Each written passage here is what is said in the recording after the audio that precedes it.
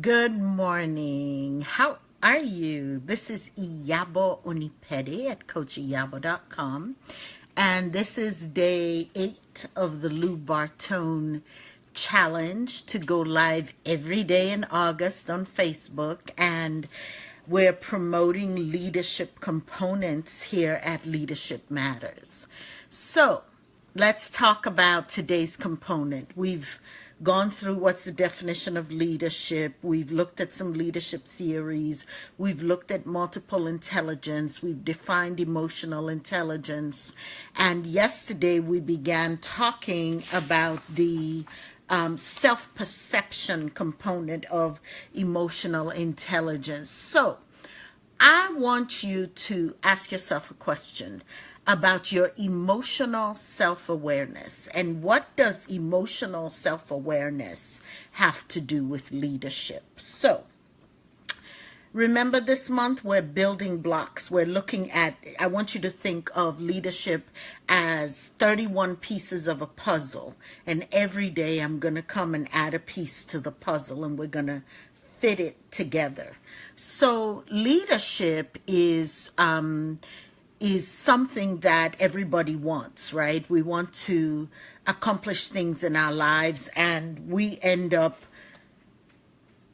feeling wonky about leadership, right? So today we're going to talk about emotional self-awareness. So let's define it. Emotional self-awareness relates to your ability as well as your tendency to know what you are feeling and why. Emotional self-awareness enables you to tell one emotion from another and to see the logical cause of each. That's the definition. So, as I always do with each and every one of my clients, I tell you an example of where I've experienced this. So I have a very high level of emotional self-awareness because I'm a very emotional person. And over the years, I have learned to trust my emotions. I've learned to listen to them. I think of my emotions as a language that enjoys communicating with me and telling me what's going on in my inner world. So last week I attended a conference here in Atlanta called Plywood Presents. And like I told you yesterday, I am what's called a social introvert. So you would not know I'm an introvert unless I tell you. When you see me out there, I'm Miss Personality, Miss Bubble. Hey, what's going on? Da, da, da, da, da. And so I'm at this conference. I know so many people. I'm introducing this person to that person, and I'm moving through the conference and just having a ball. And then that was Wednesday and Thursday. Saturday, I crashed. I didn't want to talk to anybody. I didn't answer the phone. I was not interested in anybody on the planet. And that's because I get a flood when I'm interacting with people. I get overwhelmed like that. And so this week I was invited to an absolutely amazing conference here in Atlanta on activism, but I said no. Why? I was peopled out from last week's conference. So one of the things my emotional self-awareness has taught me is I can't schedule stuff back to back. What happens? I get cranky and I don't get to hear what's going on inside. Over the weekend, as I journaled about the Plywood Presents, the conference I went to last week, in my journaling, I remembered all kinds of emotions and perspectives and thoughts I was having during the conference that I wanted to follow up on, that I would not have decompressed and allowed to bubble to the surface unless I had paid attention to my introvert. So back to emotional self-awareness, because of my awareness of how I have to balance my extroversion with my introversion, I was able to have a successful conference and follow up and not feel overwhelmed and feel like it was a good integration to my life. Okay? So that's what I want you to be aware of. Emotional self-awareness helps you regulate what's going on. So for instance, if I know I have a very important piece of work. I'm going to be speaking publicly in 2 weeks. I don't schedule anything the 3-4 days before that would put me in the public limelight and use up that energy.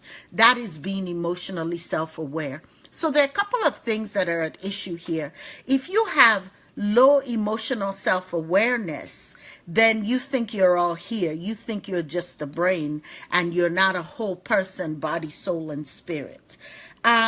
If you don't pay attention to how your emotions impact people around you, then you end up running rod charm over people around you. What do I mean by that?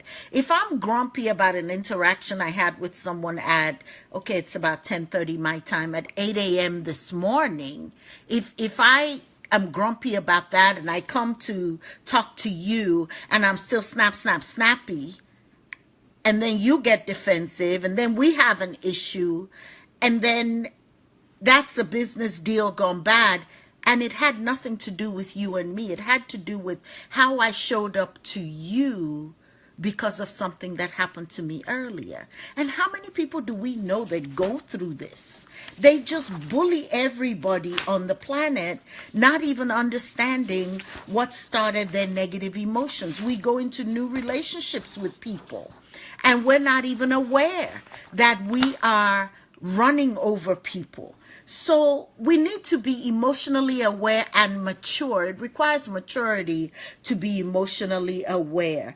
It also, if you're overly emotionally aware, which is another part of the thing, you know, on the one part you're kind of numb, you don't know what's going on with you, you're surprised everybody else is a problem except you. On the other hand, you could, if you're overly emotionally aware, you could be overly self-centered, you could be a little bit too self-indulgent, and you could be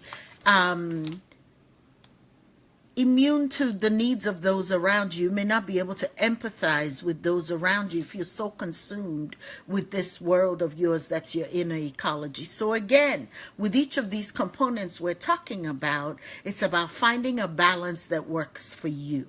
You know, for instance, if you are someone who may be an artist or a musician who that creativity speaks to you in your emotions, then it's okay if you're a little bit overly emotionally aware. You see what I'm saying? So in terms of leadership, the issue is being emotionally aware, being able to ask for what you need. You know, I had a hard day this morning, and what I need from you are just the facts right now. Or can I come back to you to address these issues when I'm in a better state of mind? And what you do when you own your own feelings, like I just did and gave you an example, people around you can trust you. They can trust you that you know yourself and your boundaries are clear and you're here and they're there and you're not just trying to run them over. So my ask from you today is for you to talk to me about what you are doing to increase your emotional self-awareness, if this is an area of concern for you. Oh, let me say one last thing. Sometimes we, with very broad strokes, will say women are more emotionally self-aware and men are not as emotionally self-aware. In my life as a coach, in my business as a coach, what I've found is that's not true. We just communicate to the outside world a little differently what our self-awareness is between men and women. Men know what's going on in their feelings, but a lot of times, and this is the thing I want all of us to do, a lot of times we don't permit men to have feelings. We don't permit them, and we allow women to have feelings. A woman starts crying, oh, it's okay. A man cries, man up. No.